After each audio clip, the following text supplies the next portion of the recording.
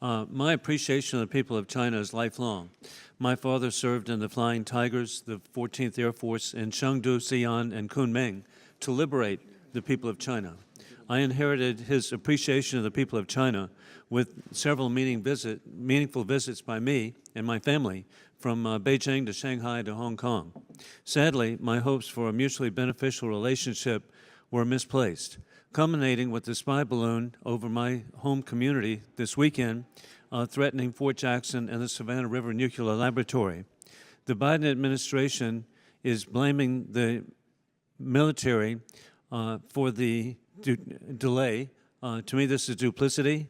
The responsibility of not acting sooner is the sole responsibility of President Biden.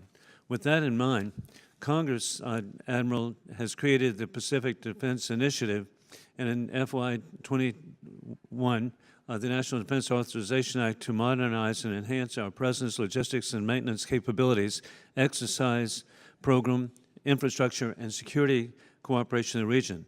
What is your view on the impact of the Pacific Deterrence Initiative? What value do you believe we have in this initiative over time? We need to be building peace through strength. Yeah, a great question, sir. I support it completely, the Pacific Defense Initiative. I wasn't good enough when I was the PACOM commander to convince all of you to buy into that. Admiral Davidson is far more eloquent than I am, and he was able to convince the right folks that that is an important thing. Indo-PACOM needs that initiative in order to have the funds to do the things that it needs to do in the far reaches of the Pacific, not only in terms of our allies like the Philippines, but especially part of America in Guam and ballistic missile defense, which can now be funded to a better rate because of the Pacific Defense and Deterrence Initiative.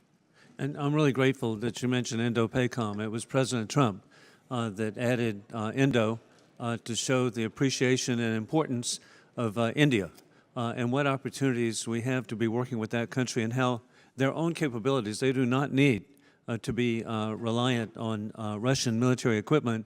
We have an extraordinary country of 1.4 billion people who can make their own. With that in mind, it is bipartisan that there's an understanding we are in a worldwide competition of democracies with rule of law opposed by autocracies with rule of gun. Sadly, we see war criminal Putin invade Ukraine being supported by the Chinese Communist Party, as they're also threatening Taiwan, and then as Iran threatens Israel. With that in mind, it's so important that Ukraine achieve victory to reduce the potential of a wider war. With that in mind, Dr. Sisson, the combination of China's desire to expand its influence, the U.S. to maintain its own influence, Taiwan's international aspiration roles in the global economy make the island status an especially contentious issue, threatening Korea, Japan, all the way to Australia. It is bipartisan that the United States understands how important it is to maintain a constructive role to prevent a cross-border conflict. What can be further done to avoid a conflict? Representative, that's exactly right and well put. The most important thing I think that we can do conceptually right now is to remember that Taiwan is not the crucible for great power competition, that China's ambitions are strategic and they are global as are ours, and the best thing that we can do is treat it as such.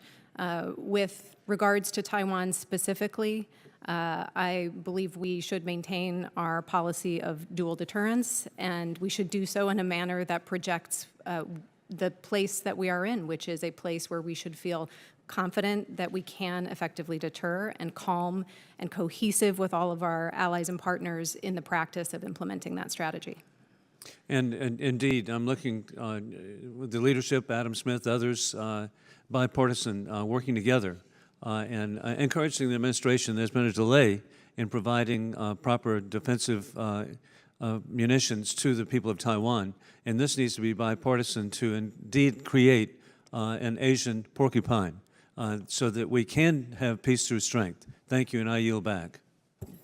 Chair now recognizes